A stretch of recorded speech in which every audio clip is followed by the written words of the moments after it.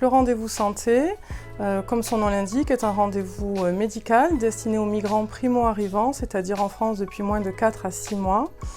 Il est essentiellement dédié aux demandeurs d'asile.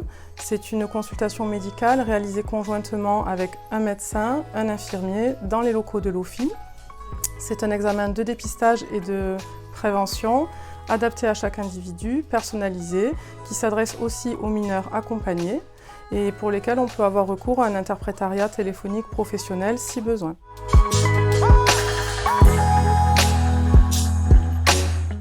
Alors, un référentiel de pratique, c'est un document qui va avoir pour objectif de garantir une offre de contenu homogène, un socle commun, afin de favoriser l'harmonisation et la qualité des pratiques d'une structure, ici l'OFII en l'occurrence, sur l'ensemble d'un territoire, le territoire français.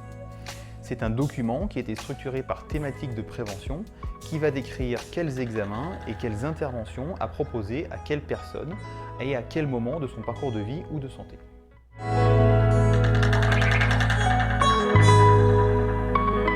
Le CETAF a pu capitaliser sur certains éléments qui étaient déjà présents au sein du référentiel de l'examen de prévention en santé qu'il a réalisé en 2016 pour les centres d'examen de santé.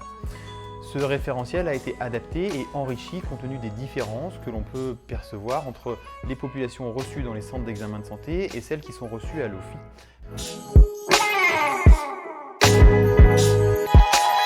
L'OFII cherchait un partenaire expert dans les bilans de promotion de la santé et de dépistage. C'est tout naturellement qu'il a pensé au CETAF. L'objectif était de recueillir les recommandations actualisées et scientifiquement validées.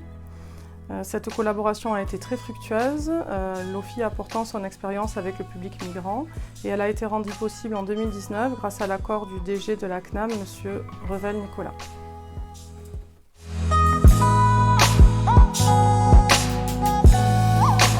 Le référentiel de pratique nous a été présenté lors d'une formation lors de la mise en place du RVS, donc avant les premières consultations.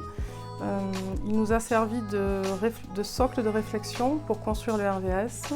Il nous a surtout permis de cerner le contenu médical du RVS et de pouvoir identifier les partenaires dont nous allions avoir besoin pour pouvoir orienter et prendre en charge les patients.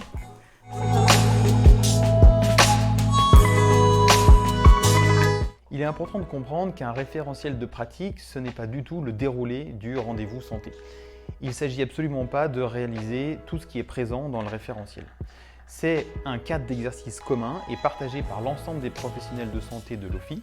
Ces derniers vont pouvoir s'appuyer sur ce socle commun et axer leurs interventions en fonction du profil de chaque personne, de son parcours, de ses origines, de ses facteurs de risque, de son état de santé, psychique, somatique, etc.